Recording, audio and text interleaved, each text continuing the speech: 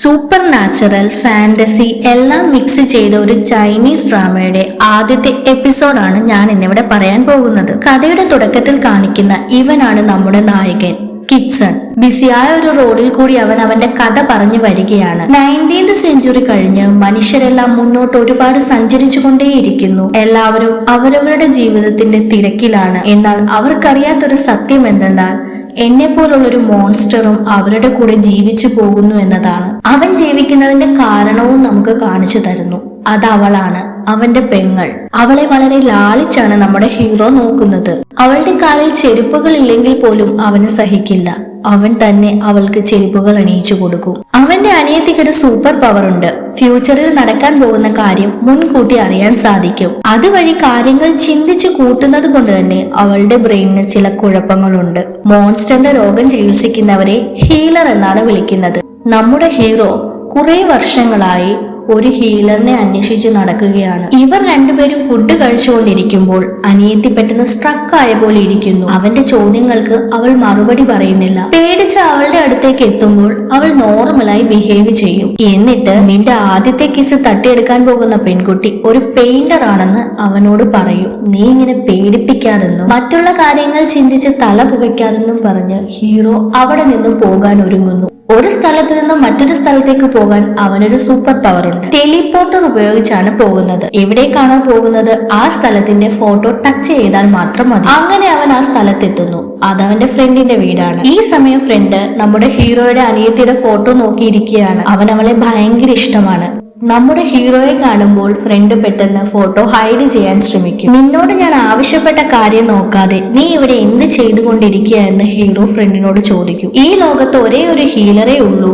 അവരുടെ വീട് മുഴുവനും കത്തി നശിച്ചു. അതിനുശേഷം അവർക്ക് എന്ത് സംഭവിച്ചു എന്നറിയാൻ കഴിയുന്നില്ല എന്ന് ഫ്രണ്ട് ഹീറോയോട് പറയും. അറ്റ്ലീസ്റ്റ് ആ കത്തി നശിച്ച വീടിന്റെ ഫോട്ടോ എങ്കിലും കിട്ടിയാൽ ബാക്കി ഞാൻ നോക്കിക്കോളാം എന്നായി ഹീറോയുടെ മറുപടി. നമ്മുടെ ഹീറോ ഒരു കമ്പനിയുടെ CEO കൂടിയാണ്. ഈ സമയത്ത് ഓഫീസിൽ നിന്ന് അവനെ അന്വേഷിച്ചൊരു കോള് വരും. മറുതലക്കിൽ അവന്റെ മാനേജറായ ഒരു ലേഡിയാണ്. ഓഫീസിൽ അവൻ എത്രയും പെട്ടെന്ന് എത്തണമെന്ന് അവൾ പറയുന്നു. എന്നാൽ അതിന് മറുപടി പോലും കൊടുക്കാതെ അവൻ കോള് കട്ട് ചെയ്ത് ടെലിപോർട്ടർ ഉപയോഗിച്ച് അങ്ങോട്ടേക്ക് പോകാൻ നോക്കും. അവൻ പോയ ഗ്യാപ്പിൽ ഫ്രണ്ട് വീണ്ടും ഹീറോയുടെ അനിയത്തിയുടെ ഫോട്ടോ നോക്കിക്കൊണ്ടിരിക്കും. ആ ടൈമിൽ ഹീറോ തിരിച്ചു വന്ന് ദേഷ്യപ്പെട്ട് ഇനി മേലാൽ എന്റെ അനിയത്തിയുടെ ഫോട്ടോ നോക്കി ചുമ്മാ സമയം കളഞ്ഞിരിക്കരുതെന്ന് വാൺ ചെയ്തു പോകും. ഇങ്ങനെ ടെലിപോർട്ട് ചെയ്യുന്നത് വഴി നമ്മളുടെ ഹീറോ ഇപ്പോൾ അനുഭവിക്കുന്നത് ഭയങ്കരമായ തലകറക്കമാണ്. അവന്റെ തല കറങ്ങി അവന്റെ ബാലൻസ് നഷ്ടപ്പെട്ട് അടുത്തുള്ള ഒരു ആർട്ട് ഗ്യാലറിയിലെ ഏണിയിൽ പോയിടിക്കും. അവിടെ ഒരു പെൺകുട്ടി പെയിന്റ് ചെയ്തുകൊണ്ടിരിക്കുകയാണ്.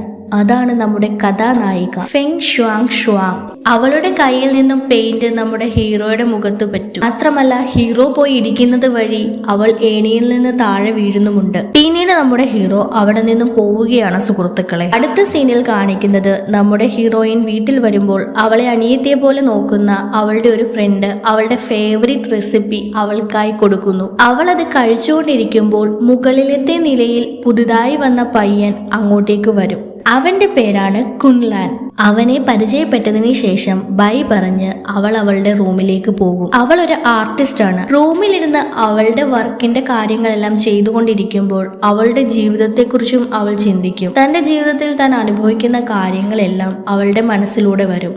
മാത്രമല്ല തനിക്ക് ഇഷ്ടമുള്ള കാര്യങ്ങൾ ചെയ്ത് അതെല്ലാം മറക്കാൻ അവൾ ശ്രമിക്കുകയും ചെയ്യും. ഈ സമയം ഡോറിൽ ആരോ മുട്ടുന്നു. അവൾ തുറന്നു നോക്കിയപ്പോൾ നേരത്തെ പരിചയപ്പെട്ട ആ ചെറുക്കനായിരുന്നു. അവൻ അവൾക്ക് സ്വീറ്റ് കൊടുക്കാൻ വേണ്ടി വന്നതാണ്. കൂട്ടത്തിൽ അവളുടെ നമ്പറും ചോദിക്കും. എന്നാൽ നമ്പർ കൊടുക്കാതെ അവൾ ഒഴിഞ്ഞു മാറും. അവനാണെങ്കിൽ അവന്റെ നമ്പർ കൊടുത്തിട്ട് എന്തെങ്കിലും ഉണ്ടെങ്കിൽ തന്നെ വിളിക്കണമെന്ന് പറഞ്ഞ് അവിടെ നിന്നും പോകും. പിറ്റേ ദിവസം രാവിലെ അവൾ ബ്രഷ് ചെയ്യുന്ന ടൈമിൽ താഴെ നിന്നും ബ്രദറിനെ പോലെ അവൾ കാണുന്ന ഫ്രണ്ട് ഇവളെ വിളിച്ച് നീ പേടിച്ച ആൾ മുകളിലേക്ക് വരുന്നുണ്ടെന്ന് പറയും. ഇവൾ ഉടൻ തന്നെ ബാക്കിലെ ഡോറ് തുറന്ന് ബാൽക്കണിയിലെത്തി ഒരു തുണി ഉപയോഗിച്ച് താഴേക്ക് ഇറങ്ങാൻ നോക്കും. ഇതേ സമയം ക്ലോസ് ചെയ്തിരിക്കുന്ന അവളുടെ ഫ്രണ്ട് ഡോറ് ഒരു കമ്പി ഉപയോഗിച്ച് തുറക്കാൻ ഒരാൾ ശ്രമിക്കുന്നുമുണ്ട്. ഇവൾ താഴെ ഇറങ്ങാൻ പറ്റാതാകുന്ന ടൈമിൽ ടോപ്പ് ഫ്ലോറിൽ താമസിക്കുന്ന കുൻലാൻ അവളെ കാണുന്നു. അവന്റെ റൂമിലോട്ട് വരാൻ പറഞ്ഞ് അവളെ മുകളിലേക്ക് ഹെൽപ്പ് ചെയ്ത് കയറ്റും. ഈ സമയം അവളെ കാണാനെത്തിയ ആള് ഡോറ് തുറന്ന് അവളുടെ മുറിയും ബാൽക്കണിയും എല്ലാം പരിശോധിക്കും. എന്നാൽ അവളെ കാണുന്നില്ല. അവൾ ഇപ്പോൾ കുൻലാന്റെ മുറിയിലാണ്. റൂമിലെത്തുമ്പോൾ ആരെയാണ് പേടിക്കുന്നതെന്ന് അവൻ ചോദിക്കും. നീ അതൊന്നും അറിയണ്ടെന്നും അതിനെക്കുറിച്ച് ഞാനിപ്പോൾ ഒന്നും പറയില്ലെന്നും നമ്മുടെ ഹീറോയിൻ അവനോട് പറയും. കുട്ടിക്കാലത്തെ നിന്റെ സ്വഭാവത്തിന് ഒരു മാറ്റമില്ലെന്നാണ് കുൻലാന്റെ റിപ്ലൈ. നിനക്ക് എന്റെ കുട്ടിക്കാലത്തെ സ്വഭാവത്തെക്കുറിച്ച് എങ്ങനെ അറിയാമെന്ന ഹീറോയിന്റെ ചോദ്യത്തിന് അവൻ ഉത്തരം പറയുന്നത് ഒരു ഫ്ലാഷ് ബാക്ക് സ്റ്റോറിയിലൂടെയാണ്. ചെറുപ്പകാലത്തെ ഹീറോയിന്റെ അച്ഛൻ അവളെ എപ്പോഴും വീടിനുള്ളിൽ തന്നെ പൂട്ടിയിടുമായിരുന്നു. അങ്ങനെ ബോറടിച്ചിരിക്കുന്ന അവൾക്ക് കൂട്ടായി പുറത്ത് ഒരു ചെറിയ പയ്യൻ വന്ന് എപ്പോഴും അവളോട് സംസാരിക്കുമായിരുന്നു. അങ്ങനെ അവൻ കഥ പറഞ്ഞു നിർത്തുമ്പോൾ അവൾക്ക് മനസ്സിലാകും ആ ചെറിയ പയ്യനാണ് ഇപ്പോൾ ഇവളുടെ മുന്നിൽ നിൽക്കുന്ന കുൻലാൻ എന്ന്. അങ്ങനെ അവൾ അവനോട് ഹാപ്പി ആയിട്ട് സംസാരിക്കാൻ തുടങ്ങും. നിങ്ങൾ തമ്മിലുള്ള പ്രശ്നം എന്താണെങ്കിലും ഞാനത് സോൾവ് ചെയ്ത് തരാമെന്ന് കുൻലാൻ പറയുമ്പോൾ നീ ഇപ്പോൾ അതിലൊന്നും ഇടപെടണ്ട എന്നും എന്നെ ഇവിടെ നിന്നും രക്ഷിക്കാനുള്ള കാര്യങ്ങൾ ചെയ്ത് തന്നാൽ മതിയെന്നും ഹീറോയിൻ പറയും. കുൻലാൻ ഹീറോയിന്റെ റൂമിലെത്തി വന്ന ആളുടെ ശ്രദ്ധ തിരിക്കുന്ന ടൈമിൽ ഹീറോയിൻ ഒരു മുഖംമൂടി വെച്ച് അവിടെ നിന്നും രക്ഷപ്പെടും. അവൾ പോയ ടൈമിൽ തന്റെ ജോലി തീർന്നെന്നും പറഞ്ഞ് കുൻലാനും അവിടെ നിന്നും പോകും. ഇതൊന്നും അറിയാതെ വന്നയാൾ ഇങ്ങനെ നിൽക്കും. അടുത്ത സീനിൽ നമ്മുടെ ഹീറോയും ഫ്രണ്ടും അനിയത്തിയും നടന്നു വരികയാണ്. അനിയത്തിയെ ഫ്രണ്ട് തോളിൽ എടുത്തിരിക്കുന്നു.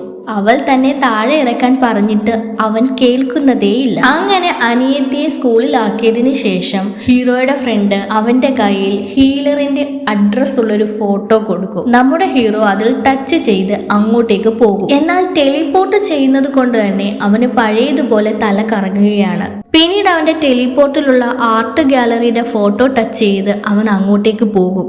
അവിടെ എത്തുമ്പോൾ അവന്റെ ബാലൻസ് മൊത്തത്തിൽ തെറ്റുകയാണ്. അവിടെ പെയിന്റ് ചെയ്തുകൊണ്ടിരിക്കുന്ന ഹീറോയിന്റെ അടുക്കലെത്തി അവളെ കെട്ടിപ്പിടിച്ച് അവൾക്ക് ഒരു കിസ് കൊടുക്കുകയാണ്, അവൻ പോലും അറിയാതെ. ഈ കിസ് സീനോട് കൂടി ആദ്യത്തെ എപ്പിസോഡ് എൻഡ് ആവുകയാണ് സുഹൃത്തുക്കളെ. അടുത്ത എപ്പിസോഡിന് വേണ്ടി ഈ ചാനൽ സബ്സ്ക്രൈബ് ചെയ്യുക.